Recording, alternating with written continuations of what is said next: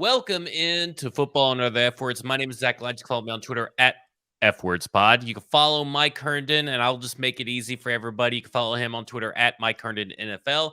But if you're looking for his past tweets to see if they aged well or not, you have to use that Mike Miracles. So it's like you kind of tricked everybody because I went back, I saw a bunch of people making fun of you for a couple tweets, and I was like, I want to join in. Let's look for Tajay Sharp, and I put in at Mike Herndon NFL. Nothing popped up. I was like, this motherfucker has scrubbed his Twitter feed in all this, and it turns out it's all under at Mike Miracles. Twitter does not retroactively go back and change everything about your Twitter history. It does not. Unfortunately. Yeah. Hey, move the microphone up a little closer to you. But other than that, you sound pretty good. We are brought to you by, because this is Football and Other F Words, just in case I didn't tell everybody that. This is Football and Other F Words, and we are brought to you by Jaspers. Where else can you go on Sundays and get 2-for-1 beers? I don't know, and I don't care because I'm going to Jaspers, because Jaspers is the place to go on Sundays to watch your Tennessee Titans or whatever NFL fan you may be. Head over to Jaspers for any kind of NFL football you want.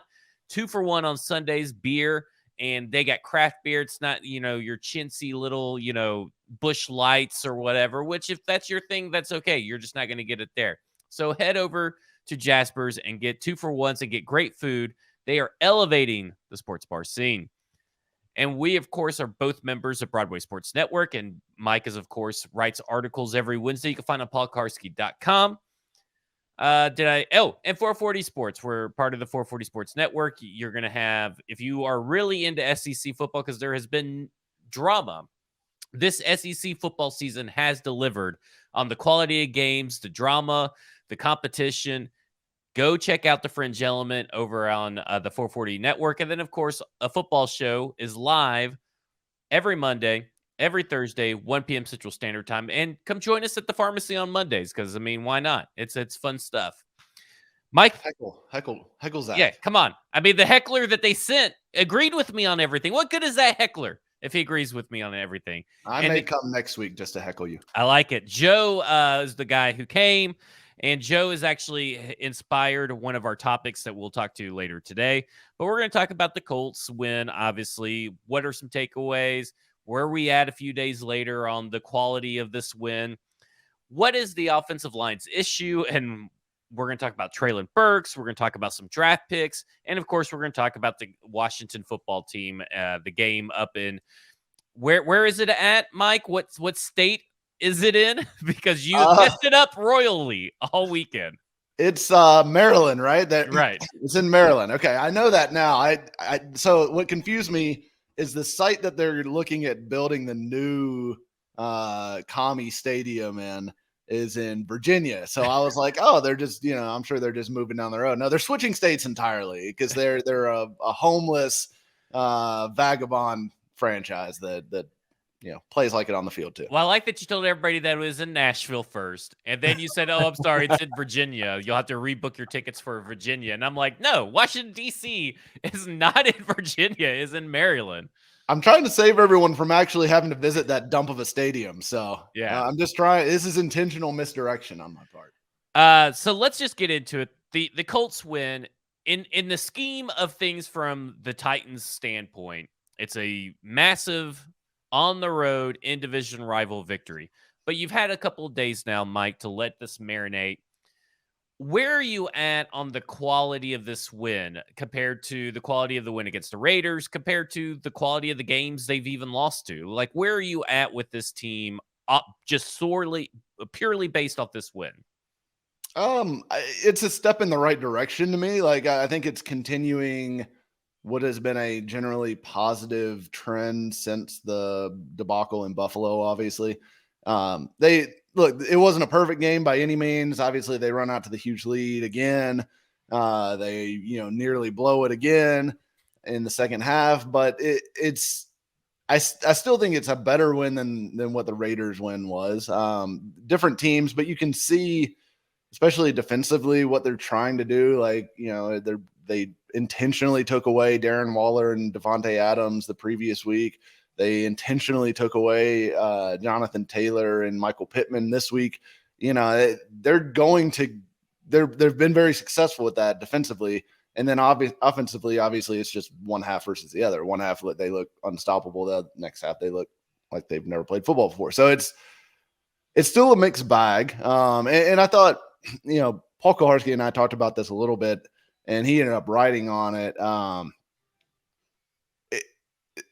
If the game plays out differently, how much different would you feel? Like if it was they sucked in the first half, but then they made this massive comeback. If they were down 17-3 at halftime, and then they scored 24 points in the second half and won, you'd feel a lot better, I feel like, coming off of that game. So at the end of the day, I don't know that it matters when the points are scored, as long as the Titans end up with more than the other team at the end of the day. But this first half versus second half thing is one of the most bizarre things I think I've ever seen watching football, not even just the Titans, just watching football in general. Like, I can't remember a team that's been so Jekyll and Hyde first half versus second half.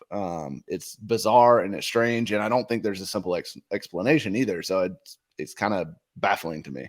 Well, I think it for this particular team and the trend that is happening right now, as I think it does matter when the points are scored, because when you face off like a team against the Bills and you don't get a big gigantic lead, the trend is right now, until proven otherwise, you are not going to score points in the second half. Then you're kind of sunk. Or if you're playing even a team closely in the first half, because I mean, apparently even a 13-point lead wasn't safe against the New York Giants for this team. I think at this point, I don't know what the issue is, because last week Vrabel said against the Raiders, he pointed directly to execution. And it must have been the Mike and Mike show, because you said the same thing, because you pointed directly at execution. It wasn't that they did anything differently on play calling. It was execution. This week, he kind of alluded to that it was a little bit of play calling and a little bit of the execution. But here's where I'm at on the play calling. If the play calling is the same in the first half and the second half is the same, then isn't that an issue in and of itself, that there's no adjustments being made? You're not throwing any new wrinkles in the second half based off plays that you ran in the first half. Like if you're running still the same looks and the same basic plays, because plays are supposed to set you up for success later on down the road. Like you throw in a couple of run plays at the beginning of the game, they may suck, but they're to set up a pass play later in the game, right? If there's no adjustments and the other team is making the adjustments, isn't that an issue in and of itself, beyond just executing the same old plays you're basically creating in the first? I mean, kind of. I understand where you're coming from, and I certainly agree that you are certainly going to run some plays in the first half to try to set you up for a counter punch later on that you can bait them into. And we've seen them do that within first halves before, where they are running plays in a sequence and then they've got a counter punch right off of that that works because they just showed them something else and they're reacting to that in real time. So we know that they can do that. We know that they do think in that term of layering plays and building off of certain concepts. I honestly can't tell you why the second half stuff is happening, because to me, I know to me, like, the play calling makes sense in the fact that they have always, under Mike Vrabel with Derrick Henry, leaned on Derrick Henry when they get up big, and they run teams into submission. And most of the time in previous years, that has worked. That has worked because, Henry you look at Henry's third quarter and fourth quarter numbers, and they are insane. He is a guy that builds as the game goes on. He builds as the season goes on. We know this about Derrick Henry. It's proven to be true every year of his entire NFL career, with the exception of this year so far. He has been much better in the first half than the second half. And it's just odd to me, because it's not like in years previous they were doing something crazy schematically that was freeing Derrick Henry up to run for all these yards in the second half. They were just wearing teams down physically. And I don't know if it's just because it's early in the season and teams are still pretty fresh and not, as banged up as they will be in week 10 or 12 or 17 or whatever down the road, maybe this will work better. This approach will work better. But right now it's not working. And the Titans have always struggled to have a counterpunch when the run doesn't work. And I think that's what you're seeing is when the run doesn't work, the offense breaks. And that is a problem. But I don't know if that's a Todd Downing problem or if that's a Ryan Tannehill problem. Because frankly, it broke under Arthur Smith, who, I think we would all say has proven to be one of the better play callers in the NFL at this point with what he's doing in Atlanta and what he did during his 2 years here. It was the same thing. It was, remember the Ravens game, like run game breaks, so does the rest of the offense. So I think that's just kind of a reality. And if they can't figure out how to run the ball in the second half, this is going to continue to be a problem. So I don't know if it's an execution thing. I don't, and I think it was against the Raiders. I haven't watched enough of the all 22 yet to really say for sure on this Colts game, but they've got to figure it out one way or another, because certainly you can't continue to have this be a massive issue game in and game out. It's not going to work long-term in the season if you are scoring 0 points every second half. I mean, it's bizarre. It's the most bizarre thing, because you just really break it down. It's the same players, right? They're using the same players. They're the same scheme over and over. It's just like it plays. I think you alluded to it in the group chat, and I talked about it a little bit on 440 Sports, because we talked about Derrick Henry is obviously going to be thinking about, even though he says he's not, about returning to the place where he injured his foot. He's obviously, whether that is he's using as positive fuel or he's using as hesitation, doesn't really matter. He is thinking about it. And I think that it's in these players' heads. You saw Derrick Henry after the game just be visibly disgusted and angry that this team can't score points in the second half. So I almost think it's like they are in a slump, and they're not being able to snap themselves out of the slump with something new. They're trying to get themselves out of the slump by doing the same old. I think that, like, if you tried something maybe different, maybe it'll just break some kind of mental hold that this second half has on this team. Yeah, and it's really crazy. I do wonder if maybe it is snuck into their head, and it's partially a mental thing now after 4 games of it. But if that analytics department didn't exist, they may never know that they had second half problems. That fucking analytics department. They are adding up the ones and the twos, baby. It is they've got all the numbers over there.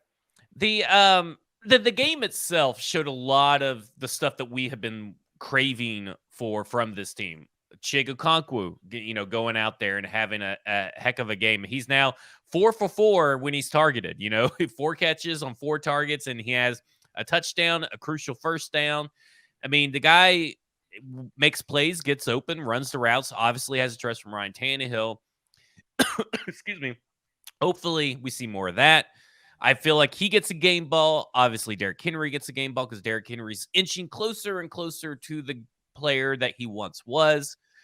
And then the entire defense, for the most part, especially your run defense part and your pass rush, they just harassed a shitty Colts offense. And that's what you want to see. I'm not taking anything away from the Tennessee Titans defense by saying that the Colts are a shitty offense.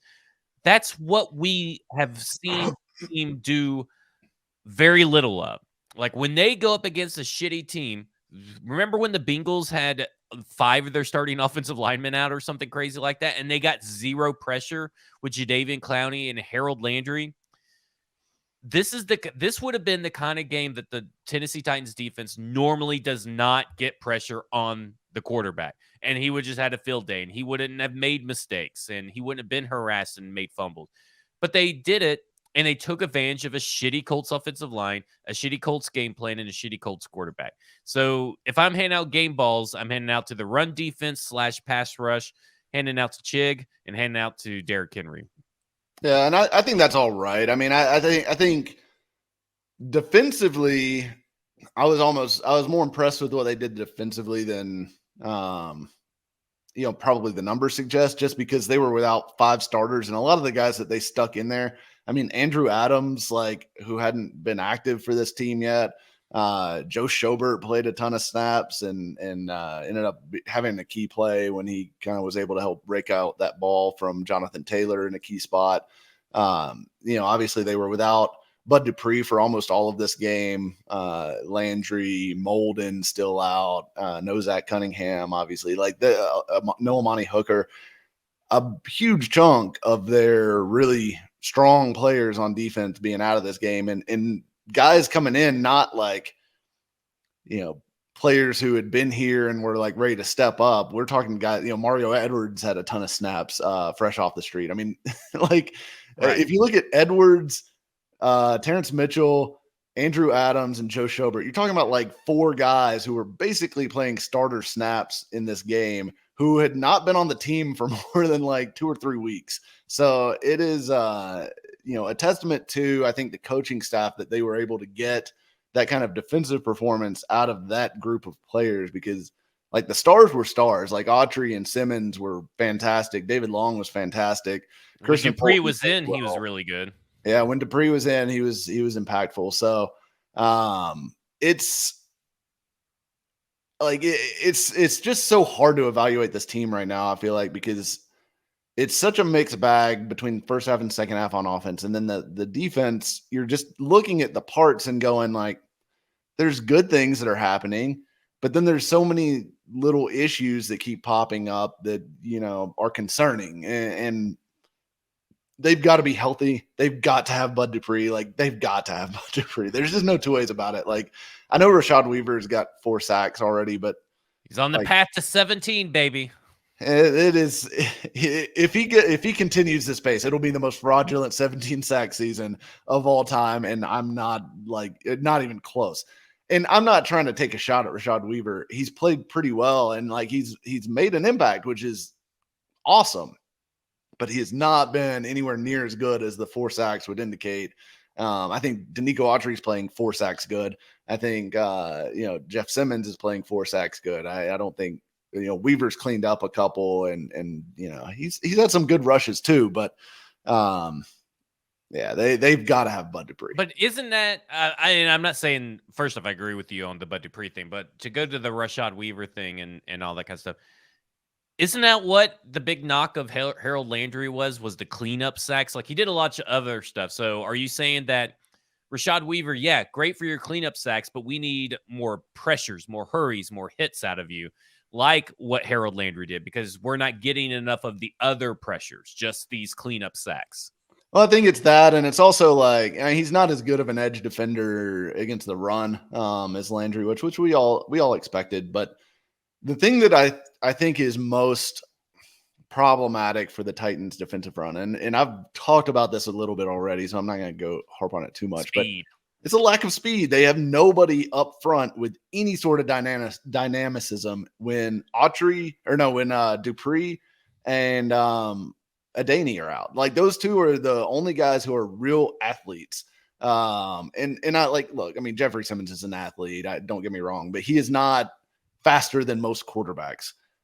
Dupree and Adaney are faster than most quarterbacks. And it is important that you have guys that can track down these quarterbacks, because otherwise, Matt Ryan's a statue, but even like Derek Carr is going to be able to run away from Danico Autry. So when he gets into the backfield, it's great that he's getting pressure, but that's not going to force Carr into a bad decision. It's going to force Carr to run, which is better than nothing, but it's also not creating an automatic negative play. So I think specifically, you look at the AFC West, and every one of their quarterbacks can make plays with their legs. You can make fun of including Derek Carr in that all you want, but if you watch the games over the weekend, Derek Carr made a lot of plays with his leg, and he's sneaky athletic. He's sneaky athletic.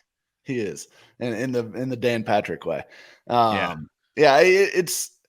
They're very much missing that element when Dupree and Adaney are not in. And so even getting Adaney back, I think, would be a big deal. I don't think we'll see Dupree this week, my guess, after aggravating the hip injury that held him out the previous week, and now having 1 week before the bye. I think they'll probably shut him down and try to get him healthy before that Colts game. But either way, that's the biggest blinking light on the defense to me, and really on the roster as a whole. The Caleb Farley slipping on coverage really got it under everybody's skin, especially you, Mike, because you said this is why he's not out there. Because obviously that field is, completely perfect and nobody's ever slipped in a football game ever, Jack Rabbit Jenkins. But other than that play, he got some snaps. They seem to be like what they saw, according to what Vrabel said, in Monday's press conference. They liked what he saw, liked the progression. Obviously wasn't perfect. Yeah, he slipped. But that's not really a mental error, right? I mean, it's just like you just slipped. It's kind of like shitty luck that it happened to Caleb Farley of all people. It could have happened to anybody, but it happened to Caleb Farley. It's true.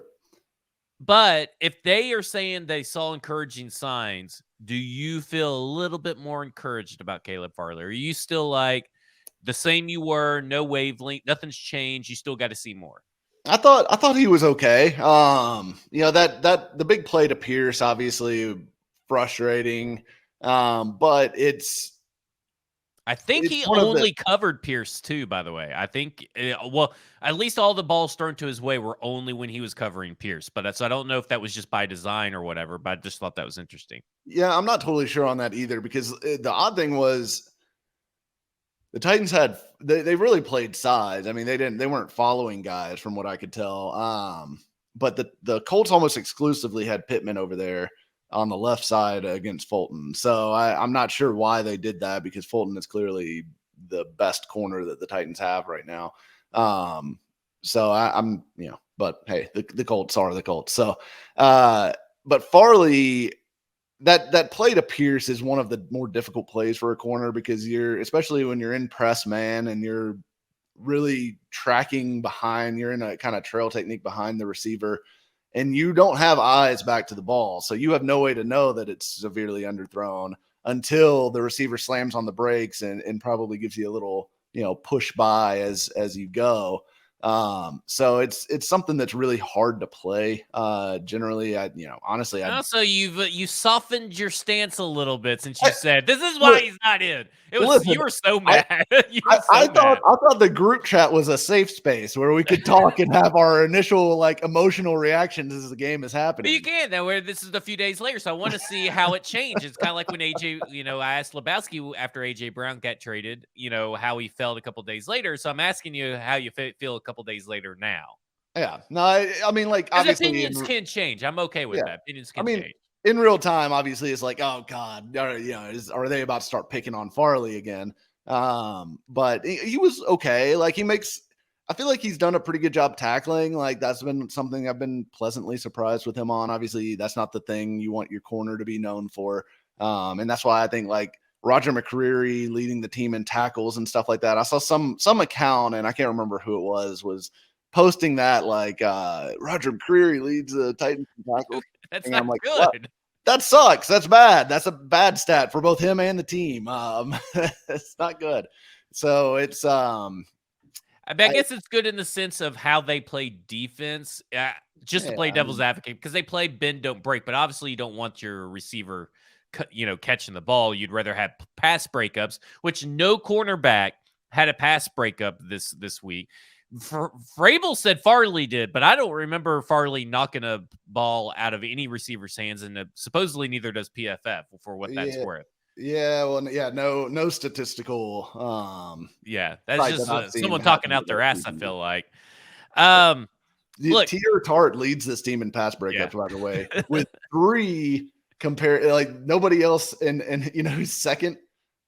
Tie from Jeffrey Simmons and Amani Hooker. Oh my gosh. So the Titans defensive tackles getting it done in the PBU arena right now. Yeah, and to me that's a problem. So that goes to the tackling thing. It's a bigger problem.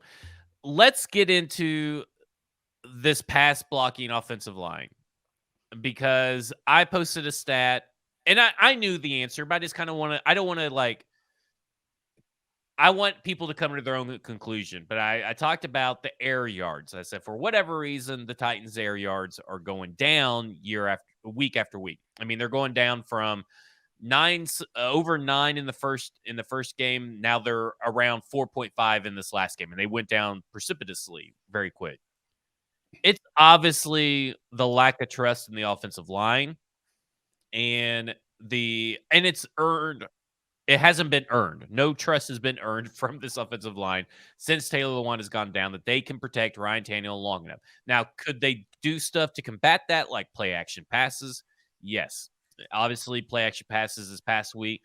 9 play action dropbacks, 4 pressures. Still not a good stat, by the way. It's not good.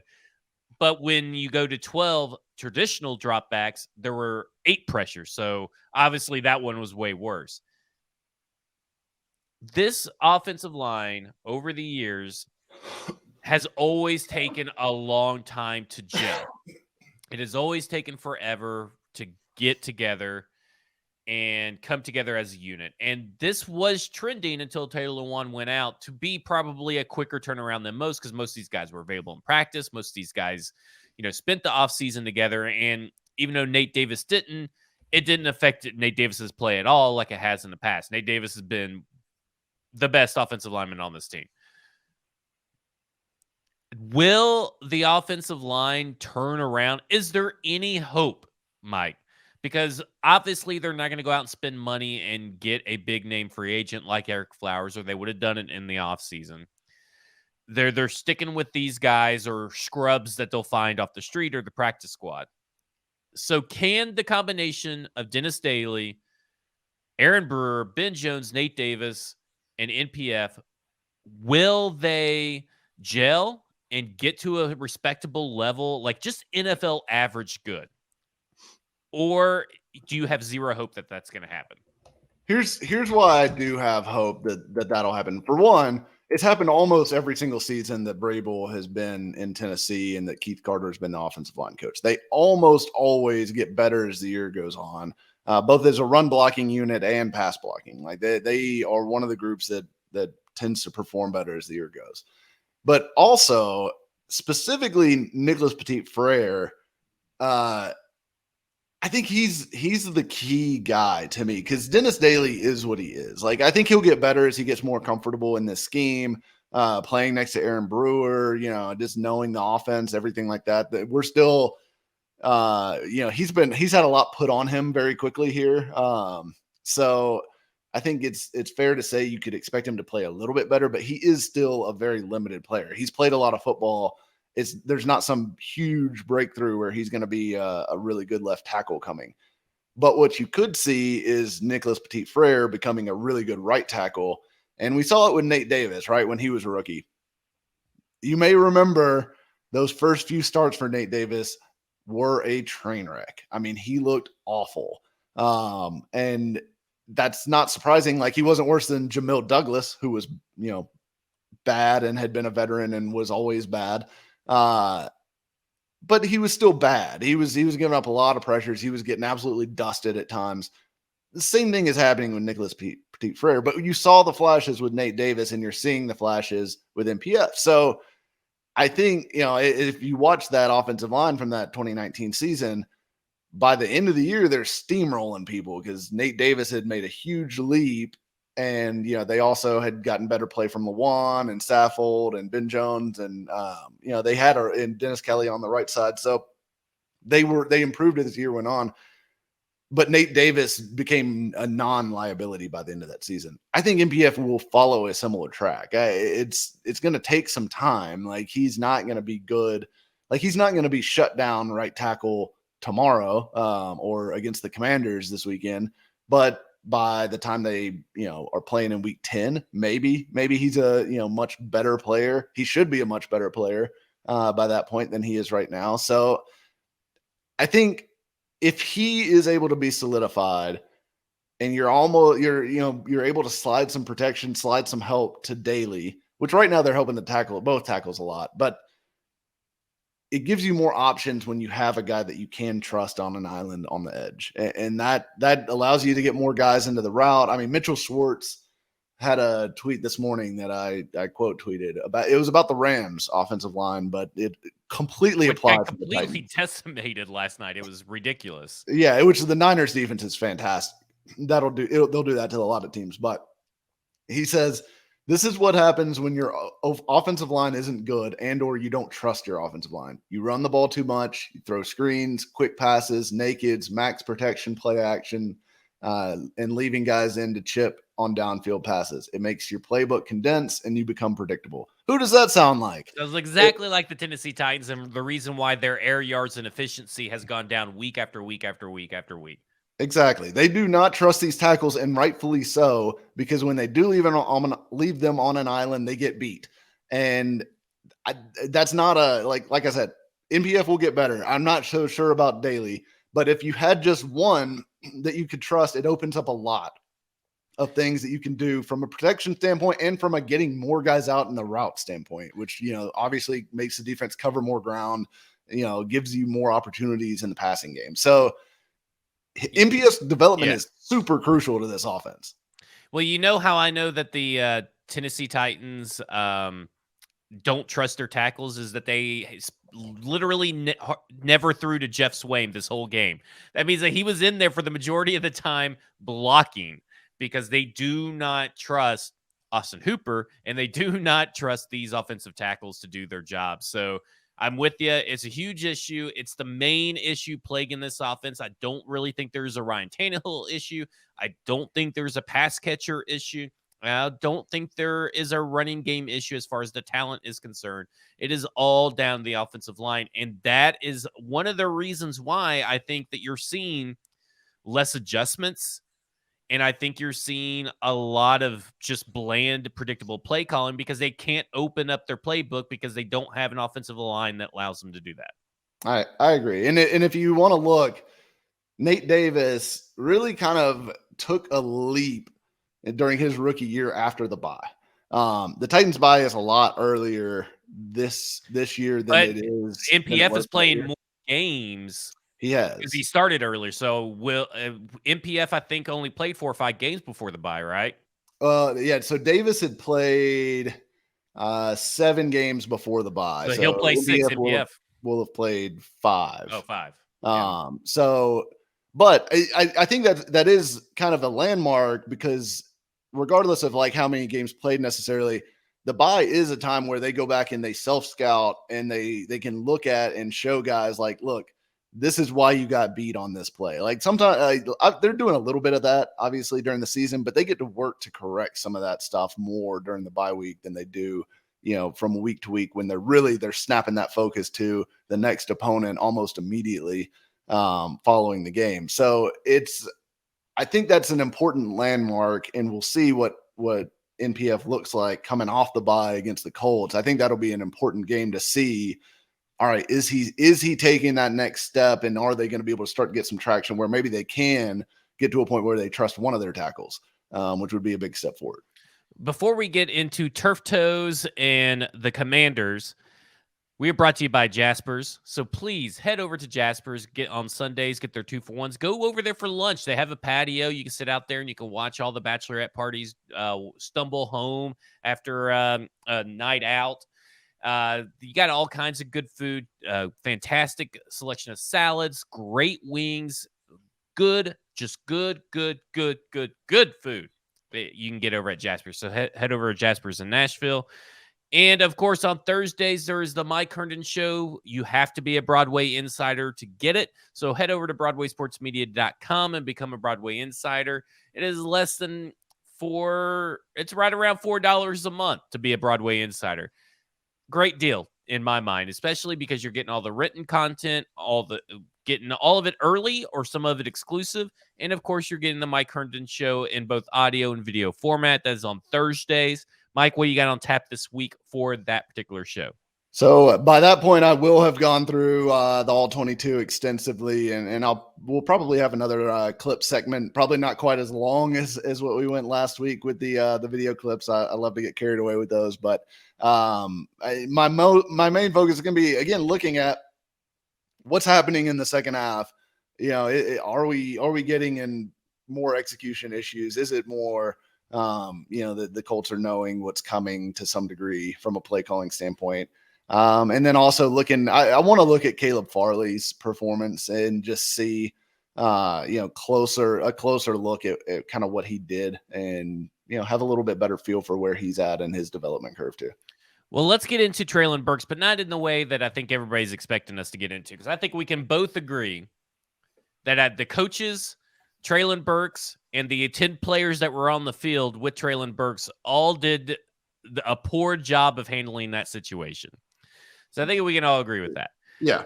And I think we can all agree that fuck this stadium turf that they have inside Lucas Oil Field. It's taken down another playmaker for this Tennessee Titans team. And we've all been waiting for the Treylon Burks, true breakout game. But the issue here is I got two questions. The first question is fairly simple. I think that you don't even try to get him out here this weekend. I think you just, let him recover all the way through the bye week and test it out after the bye week. What are your thoughts on that? That's kind of what I think too. I don't think it's not worth trying to run him back out there for this game, in my opinion. I mean, with the bye right behind it, I think you let him rest. You try to get him healthy for the Colts game. The Colts game is far more important. You obviously want to win this game against Washington. It's a winnable game. It's one that you really, frankly, need to win if you're going to make the push that the Titans certainly hope that they can. But if you're not going to push your first round pick wide receiver to try to be back for a non-conference game in week 5 of a 17 game season. Right. Like, it just makes zero sense. So put him on ice. And I think it would be silly for them to put him on IR right now, though, because that would make him miss 4 games, not 4 weeks. So that would put him out for Washington, Indy, Houston, Kansas City, and I can't remember what the game after Kansas City is right now, but it would put him out for those 4 weeks. And given the time frames I've seen on this injury, he could be back in 2 weeks, after the bye. So I think it's very advantageous for them to just let him see how he heals and then make a decision after the bye. And I look at it this way. I don't necessarily think you need him for the Commanders game to win this game, because you have someone that's coming back from injury slowly in Kyle Phillips, who wasn't inactive on Sunday versus the Colts. So he should be ready to rock and roll. And then you have Chigakonkwu, who we've said numerous times should be more involved in this offense. And if you have the need for a big slot proponent, kind of like what Treylon Burks is, but probably someone a little bit a bigger target than Treylon Burks is, then you could just slide in. Either of these guys give you what Treylon Burks would give at any given moment, on top of Nick Whisper-Kikine, and on lesser extent, Cody Hollister and Josh Gordon, those guys who are just guys. But you have these other players in Chig and Kyle Phillips that are actual NFL caliber pass catchers that can actually play this game. So I feel like to rush him back would be silly. And that's how you duplicate his production, right? You use 2 people to duplicate his production that haven't been involved as much since Kyle Phillips since week 1. Chigakonkwu has been off and on you, so there's really not that much tape for the opposing team to study. So you kind of have a little bit of advantage with these 2 players being involved in this Commanders game. Yeah, I agree. I think hopefully Phillips' shoulder is back, because I mean that they only played him 2 snaps on offense in this past game, and obviously didn't give him the punt return duties, which they may not give those back at this point, but obviously still hampered with the shoulder. It'll be interesting to see how much they use him, because again, like, if the shoulder's still a little iffy, do you give him that bye week and try to get him right? I mean, it with Burks' injury, it makes that a little bit tougher to do, because your numbers start to get really problematic at wide receiver if you don't have Phillips or Burks. But I don't know. I think use it's him for like 10 snaps here and there. I mean, that's all I think you should do. I don't think you should play him full time unless he's fully ready to go. Yeah, if he's fully back, then let him loose. But I think the Titans will be fine at wide receiver. I mean, frankly, like, Woods has been better than I expected early in the season. Like, I thought we'd see him take a little bit more time to get up to speed. He's been really good. they'll continue to feature him. I'd like to see more Chig. I'd like to see more Hooper. And I'd like to see, I mean, frankly, like Nick Westbrook-Akine is not exciting, but he's been good. He's played well for them. Didn't get any targets this past week, but against the Raiders, he had 3 huge catches that were all tough catches on third downs that were major conversions. So I think he's a guy that you can continue to use.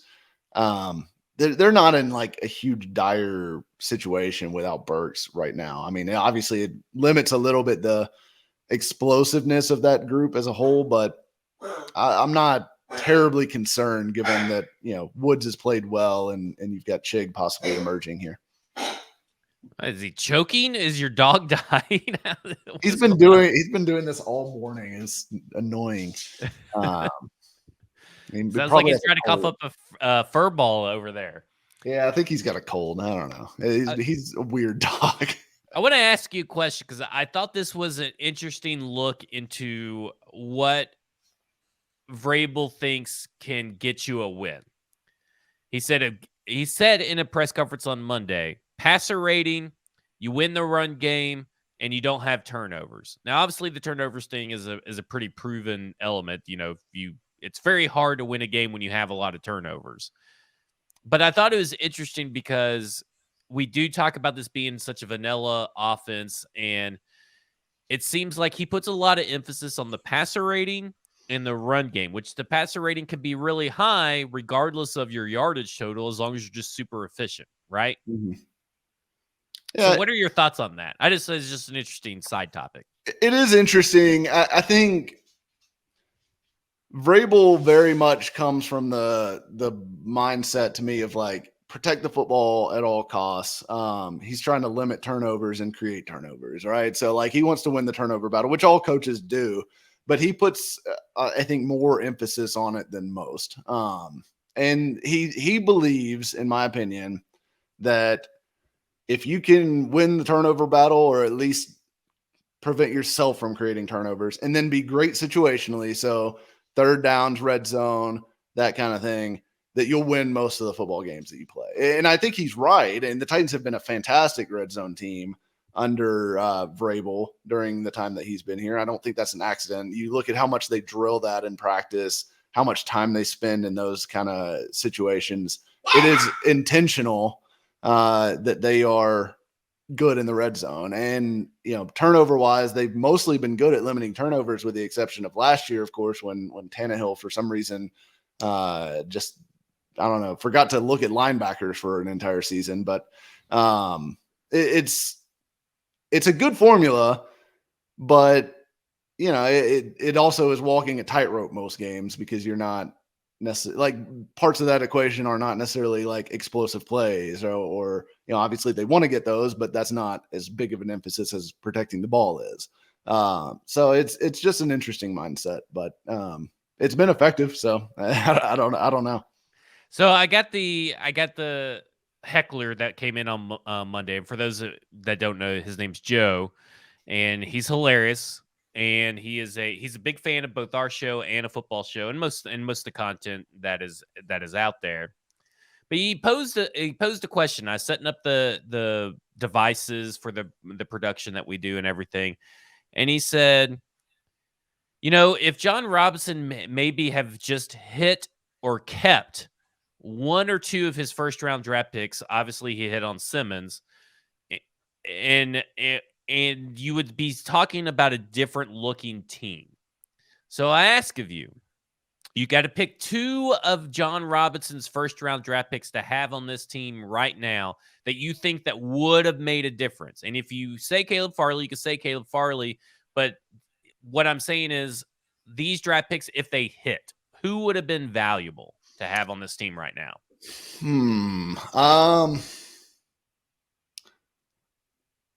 I don't Obviously, know. don't include Treylon Burks because, he's on the team. You know what I'm saying? Yeah. As far as draft picks that would have. Yeah, just first rounders. So you got Corey Davis, Adoree Jackson. You have Jack Conklin to choose from. I know you're not going to say Rashaan Evans, so we'll just skip over Rashaan Evans. And, of course, we got Jeffrey Simmons doing some good stuff here. You elite Caleb Farley, or the Caleb Farley, the prospect without the injury, what he was supposed to be. Those would be your choices right there. I'd say it's, I don't know. And Isaiah Wilson. Yeah. I mean, honestly, I'd say, I mean, Conklin's always hurt. Do we have to factor that in, or is he not hurt in this potential? I think Conklin has done enough to say that what you see is what you get with Conklin. Like, there is no projection, I don't think. I don't think it's fair to say you can get all pro Jack Conklin every year. Okay. All right. Well, then I'll say Farley, I guess, because the Titans are lacking a corner right now. Now, maybe if you're looking at it long term, it's probably one of the tackles, because if and when Elijah Molden comes back, I think the Titans will be a lot better at corner than they are right now. But yeah, I guess that would be where I'd be. And it's a tough question, because I mean it is just one player, and it's not a quarterback, right? So it's not, if you ask Vegas, that none of these guys would move the line in any individual game by more than half a point at most. So it's an interesting question, but I think it's either Farley or probably Conklin, I guess. Yeah, I think I would go Conklin or Wilson, and then Farley after that, because you hope that Wilson, you like what you get from Conklin despite the injuries. You at least know that when he's in, you get an elite level tackle. But when you look over at Isaiah Wilson, you think about if he could have developed his physical traits, and that's what we're talking about. If he would have been hit on, but if that would have been a hit for Jon Robinson, and what Jon Robinson saw in Isaiah Wilson, he fulfilled that destiny.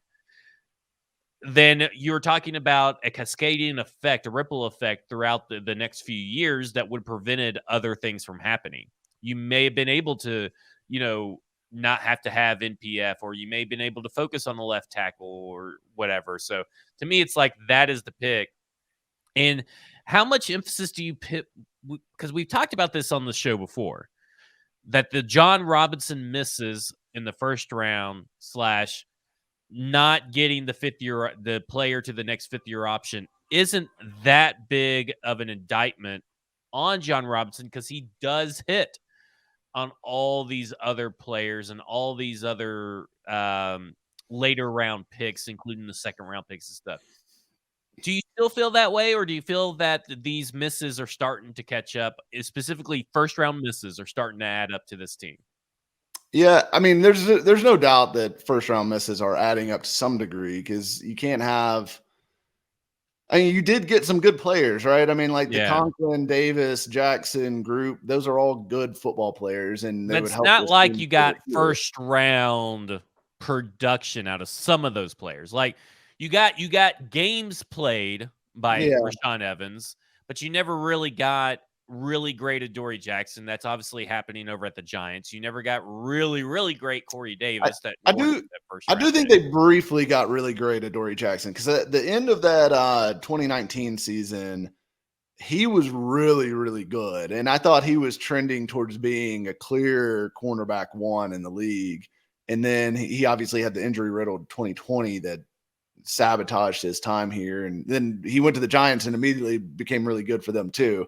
So I think we did see it. It was just, we didn't see it for long enough to know for sure that it was real. Right. And I think the time in New York has kind of confirmed that what we saw at the end of 2019 was real development, from him. But your overall point, I agree with. Like, I mean, it's certainly hurting the team. Like, there's zero doubt about it, because you're spending, the fact that they didn't bring back Conklin cost them a first round pick and a second round pick ultimately. Right.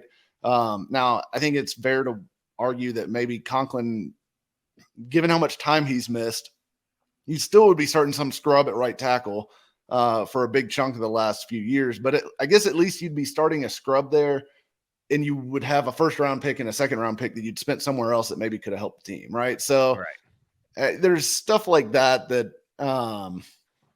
continues to compound itself that is problematic. And I think there's zero doubt it's hurting the team. But I also think, some of the people that are already calling for Robinson to be fired and stuff are kind of crazy people, because his record speaks for itself at this point. He's been here for however many years, 6 years, already going on his 7th. He's yet to have a losing season, made the playoffs 4 years, won the division too. Like, all that's great. He's We've earned already reached Mike Vrabel should be fired. Well, and won't win a Super Bowl. The Titans will never win a Super Bowl because of Mike Vrabel after a win, which is utterly it was unheard of. I feel like in I can understand after the losses, especially the Giants loss, the Bills loss. I'll give you those. Throw out whatever you want, get in your feels. But this is after a win. It's kind of wild. It's ridiculous. And I looked up the top 10, and I do this from time to time just out of curiosity to see where guys are stacking up. The top 10 active coaches as far as winning percentage in the NFL right now, Vrabel's 6th. And frankly, if he wins the next 3 games, which, they'll be favored in all 3 of them, if he wins the next 3 games, he'll probably jump into 4th. I think 4th. So he's been very, very good. He's been very, very good. And look, he's done it all without an elite quarterback, and Tannehill is fine, and he's a above average quarterback, but he's not elite. He's not one of these guys like Mahomes or, Allen or Lamar even, that are just carrying teams on their back and carrying offenses on their back by themselves. Like, clearly there's a lot that has to go into the Titans being functional on offense, and they have been that for most of the last 4 years under Vrabel. So I think it's insane that people want Vrabel fired. It's less crazy when people want Robinson fired, but still, like, he's absolutely earned the opportunity to, like, fix it and right the ship a little bit, even if the season does go off the rails. Like, and it might not. It might not be a terrible season. It might not be as good a season as what, maybe we've all hoped or we're expecting. But honestly, I don't know. I don't know about you, but my expectations after the offseason were not that they were going to be a Super Bowl contender. I thought they were going to be they would win the division, probably not win as many games as they did last year. I picked them to go to 11-6 and win the division, and then probably be bounced in the first round of the playoffs again. That's kind of what my expectations were, and that's still kind of where my expectations are. That's my expectations. The thing is that I also look at it from the angle of what their expectations are, and their expectations as far as what they say publicly is they are building a Super Bowl team, and their Super Bowl window isn't closed or near closed. I don't know if that's living in reality for them or if that's just lip service. But I just, those words still ring true in my mind, that's what they've said, but those are not my expectations. My expectations have been that all along. I think it's interesting, though, that people think it's so easy to find a head coach. I don't know if they're new here, because I feel like some of these people were around during, after Fisher got fired for that slate of NFL head coaches that came through here, but it's not easy. And I go back and watch Sunday's games, watch all these terrible, terrible teams making horrible decisions. And I think, I give Mike Vrabel a lot of shit, and you should, because there are certain things that he does poorly, and there's certain things that have gotten out of control in this particular season that's kind of derailed the normal Titans kind of game plan. But he's still a better coach than 90% of the league. I know that's a high number, but there are very few coaches that I'm going to take over Mike Vrabel on game day. And I mean, you can just as easily get a Matt Rule as you can get a Mike Vrabel in the NFL. In fact, Brandon Staley, I in fact think that it's a lot harder to get a Mike Vrabel than it is to get a Matt Rule in this league. And let's not forget that all these people are like, well, an offensive-minded head coach, that's what we need. Look at all these offensive-minded head coaches that just flame out year after year. Adam Gase was an offensive-minded head coach. Matt Rule, offensive-minded head coach. You got all kinds of guys that have came through. Everybody's laughing at Zach Stacy right now after his game plan the other day. Mike McDaniel, jury's still out. Sure, it's exciting, but he also just got his quarterback killed by choices that he made. There's a lot more that goes on a game for a head coach, and a lot of these offensive play callers or these former offensive geniuses fall into a trap where they take too much on and screw everything up. and they don't live up to the expectations. I mean, you just look around the league and you point through the coaches over the years. Mike Vrabel is just so far beyond any of these head coaches that it's okay to give him shit and be angry about certain things that he does. But to say that the Titans will never win because of him, they may never win with him, but it's not ever going to be because of Mike Vrabel unless he physically goes out there and starts breaking people's ankles or something, like he himself does that. Yeah, I think the Titans, Robinson and Vrabel, both are not perfect. There's definitely things that drive me nuts, like the refusal to believe or listen to or care about analytics. The fact that they want to be so run heavy on first down and all that. Those things drive me nuts, and I understand the frustration. But yeah, at the end of the day, it's about winning football games, and they have done a really good job of that when they've been here. And yeah, they haven't had the playoff success that everyone would like them to, but I think somebody was in my mentions not too long ago on Twitter saying that Vrabel should be fired because if you haven't won a Super Bowl after 4 years, you should be canned. I'm like, Andy Reid didn't win a Super Bowl until like he was in the league for like 10 years or longer. Oh my God, it had to be longer than that. It's like 20, I think, once you count the Eagles years. So, I think it's insane to say that after 4 years, if your head coach hasn't won a Super Bowl, you should fire him and hire another one, because like how many coaches would be fired? Because if you look, 4 teams have won Super Bowls in the past 4 years. Does 28 teams need to fire their coach right now? Like, that's Andy Reid, listen, Andy Reid has been a head coach for 24 years, and he has won Super Bowl championship, and he's just been to the Super Bowl 2 other times before that. So he's only been NFC champion once, AFC champion once, and Super Bowl champions once in 24 years. And you know that if it came down to it, that if you had to give Mike Vrabel 24 years, this team, this fan base couldn't do it. No, that's the thing. And everyone would agree that Andy Reid's a great head coach, right? I mean, right. Like everyone would agree.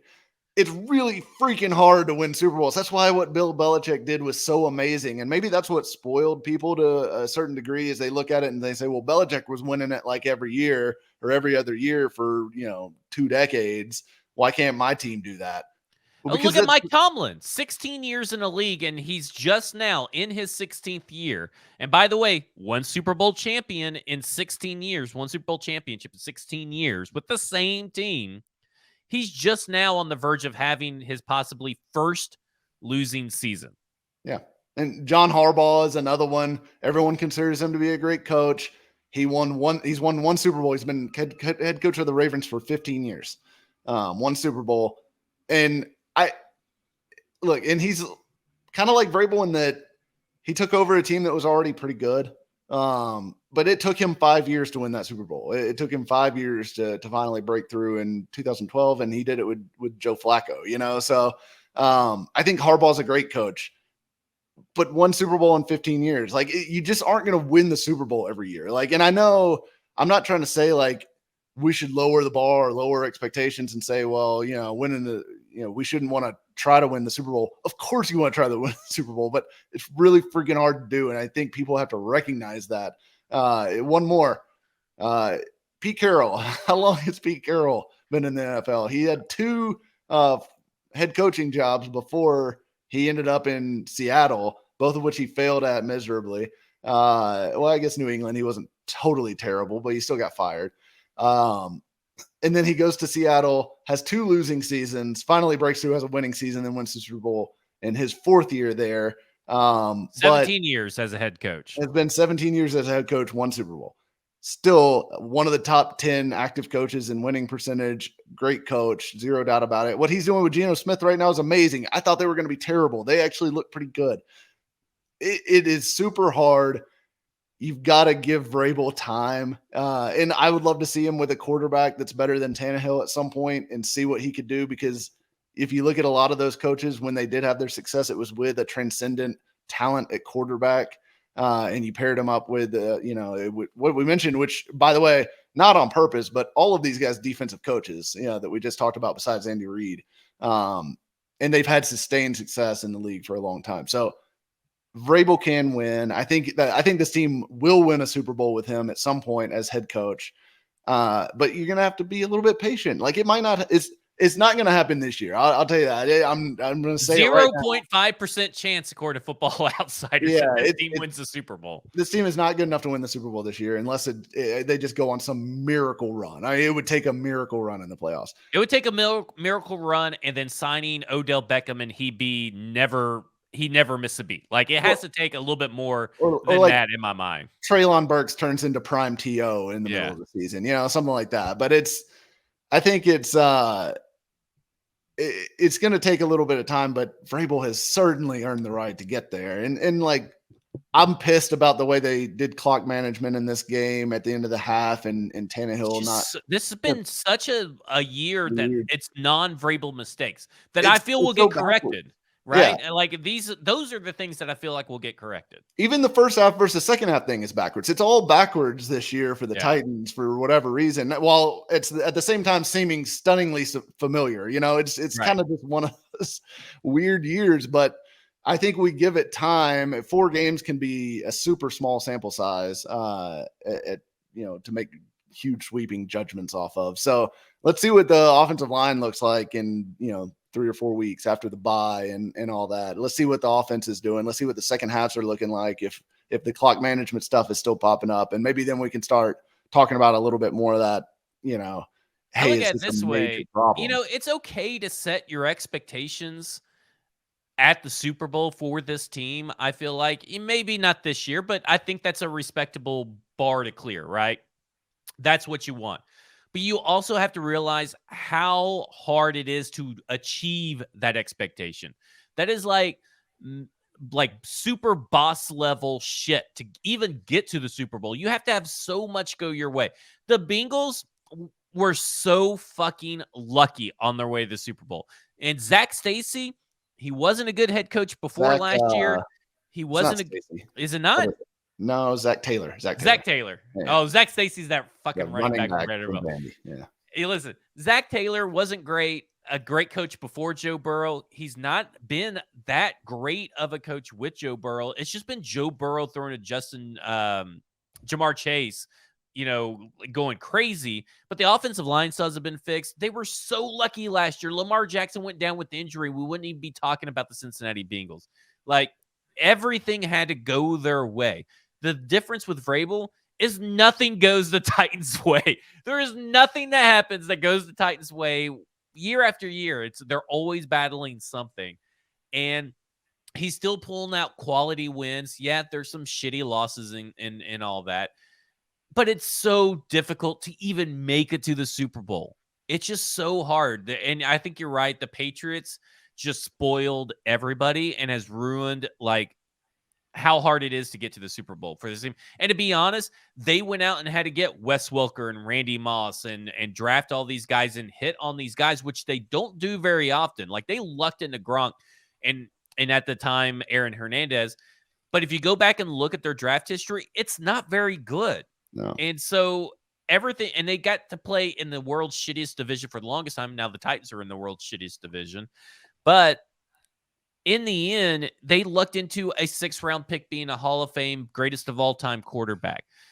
It's just luck at a certain point that you luck into that guy being who he is. Well, and it took Tom Brady forever to become that guy too, right? Like, obviously he won the Super Bowl pretty immediately, but that was a Super Bowl he won largely as a passenger on that team. I mean, that was like he threw 18 touchdowns and 12 interceptions that season or something like that. Yeah. It was, and it wasn't until he'd been the starter there for at least 4 or 5 years until it became okay, Brady is really the driving force behind this team.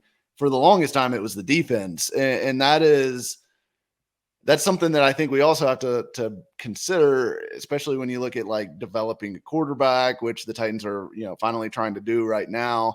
You're going to have to give a guy time. It takes time, and that can be frustrating. And when you have to sit there and watch other teams, have success and things like that, I know it can be very frustrating, but these things take time. I think the Titans have good leadership, good direction right now. Generally, it's just, you're not going to win the whole thing every year. You're not going to be the best team in the league every year. It just sometimes you got to be okay with being good and not great. Speaking of a team that doesn't have that great of a head coach, and a head coach that's bounced around and got numerous jobs, the Tennessee Titans go to face Ron Rivera and the Washington football team. Mike, obviously a win is what should be expected. If you're putting money on this game, how many points in the second half are the Titans scoring? Listen, I'm going to say they reverse the trend and they score at least 10 points in the second half. All right, 10 points in the second half. More than they've scored in the second half all season to this point. Yeah. I mean, is that kind of what you need to see if the first half dominance is on display? Because we've seen that not only is this team the best offensive team in the first half, but it's also the best scripted team in the first half. And then in the second half, it is the worst offensive team by efficiency, and it is the worst team on non-scripted plays. So you want to see those little needles move in this game as you head into the bye, because I feel like if you're heading into the bye week and you score some points in the second half and you put it together a good 4 quarters, that during the bye week, your team is feeling good. It gets healthier. I recommend not playing Bud Dupree this week. I think you should sit him as well, just because I just don't think that this team is that much of a threat, and maybe I'm underplaying what the Washington Commanders can do. But I think that if you get a full 4 quarters from this game, which is all we've been wanting, and you're heading into the bye, that does huge things for the mentality and the mental state of this team. Yeah, I think so. I think you'd like to see some demons vanquish in the second half, and maybe, just a more complete showing against a team that they should beat. I mean, look, the Commanders are not terrible. They obviously they beat the Jaguars in week 1, which, now, of course, if you listen to anybody, week 1's a liar. The funniest thing I feel like from the previous week, and it didn't really hit me until like very late in the week, because I'd listened to a bunch of NFL podcasts by that point, and I'd heard it multiple times by that point. And people saying Jaguars Eagles might be a matchup of the 2 best teams in the league right now. I'm like, what? Like, 2 weeks ago we were saying the Buffalo Bills might be going to 17-0. And then it takes 1 loss to Miami, and then all of a sudden it's the Jaguars are better than them. What are we talking about here? But the Jaguars have proven to be pretty decent. At least they're a decent team. So the Commanders beat them. It's not the Commanders have also lost to some really bad teams. They lost to the Lions. Had they lost? Did they play the Falcons? I'm trying to remember who they've already lost to. But regardless, they're not a very good team. But they've got enough talent to where they could beat you if you have a bad game. And look, Wentz is a little bit scary in these kind of matchups, just because he's bad, but he's very like up and down. Like, he has wild extremes. Like, he's either the worst quarterback in the world or like, a guy that can put a team on his back for a game. The problem is he can't do that consistently over 17 games, right? So that's where he falters. But I do worry a little bit about Wentz against the secondary if Amadi and, it sounds like Molden's going to continue to be out. But if they don't have Amadi, if they don't have Hooker, if they're still playing Andrew Adams and Terrence Mitchell and stuff like that, I worry a little bit about that matchup with the Commanders passing game. But I don't know. It's a game they should win. It's a game the Titans should win, even on the road. This game, you want Amani Hooker, and you are okay with missing out on Bud Dupree. If Ola Daney is back, which he was trending in that way last week, and so maybe he'll trend that way furthermore. I think giving Bud Dupree maybe 2 weeks of rest is fine. But you definitely want Amani Hooker and Amadi back for this passing attack. I think the Titans are going to score 14 points in the first half, 17 points in the second half. And so I think they're going to score 31 points and they're going to win 31 to 20. That's what I'm going to put it at. Okay. All right. I think that's about right. I think I think the Titans should be able to score against this defense. The Washington's corners have been really bad, which is a little surprising because I think they paid a ton of money for William Jackson, and then they had one of the Fuller brothers over there. But they've struggled at corner. They've got terrible linebackers. I think Derrick Henry is going to run all over them. I think the Titans are going to win this game, but anytime you're on the road in the NFL, it's tough. So it'll be interesting to see how this one plays out. It's back-to-back road games. But you have to win this game, right? Like, right. If you go into the bye 2-3, coming off a loss to the Commanders, it's gonna be a much different vibe around St. Thomas Sports Park than it would be if they go in 3-2 and you're sitting there going, yeah, look, we blew that one against the Giants. We had a no-show against the Bills, but we've righted the ship. We're on the right path, and we're going to come out and dump truck the Colts in Nashville when we come off this bye and move on with the rest of our season. Especially if you drop the game by not scoring any points. Yes. Like if you don't score any points in the second half and you drop the game, oh man, you might as well just turn off Twitter at this point. Yeah, it's and it does sound like Chase Young is not going to be able to play in this game. Yes. At least early indications are. So hoping that's the case for the sake I do worry of that because they got some beef and strength in their defensive line up front and in the middle. And so I do worry about a bad Aaron Brewer game approaching us. Jonathan Allen is a problem. He's easily the biggest problem on that defense right now without Chase Young in there. So certainly something to keep an eye on. But look, Brewer's been okay. He didn't get killed by DeForest Buckner this week. Now it was Buckner with one arm, but he at least didn't get killed by him. That will do it for us. This is Football Under the F Words. My name is Zach Lyons. You can follow me on Twitter at FWordsPod. This is Mike Herndon. You can follow him on Twitter at Mike Herndon NFL. You can read his pieces on Wednesday at paulkarski.com. It'll be out by the same time that this podcast is out, so you can listen to this podcast and head over there and read the article. And then over on Thursday, you can go to BroadwaySportsMedia.com. If you do not have an annual pass, get your annual pass. It's the cheapest way to get one. It's the cheapest way for membership, and then you'll be able to listen to Mike Herndon break down film, or you can watch it because it's also on video. And this is also on video. This is on YouTube. So head over to the Broadway Sports Media YouTube page, turn on notifications, get everything you can over there. Then also, while you're there on YouTube, go to 440 Sports and turn on notifications there because you get all their podcasts in video form. And you get a football show and set those notifications on because we do that live Mondays at 1 p.m. at the pharmacy and Thursday at 1 p.m. From our houses. Nowhere fancy.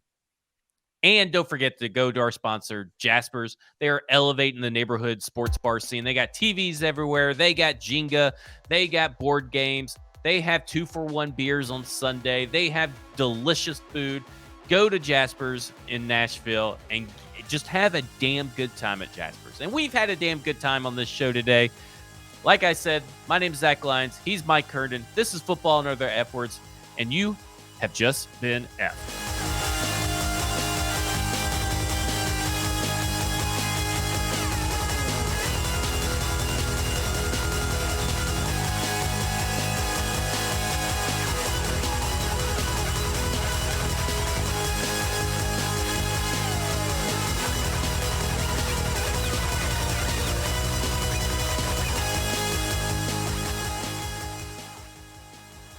A Broadway Sports Media production.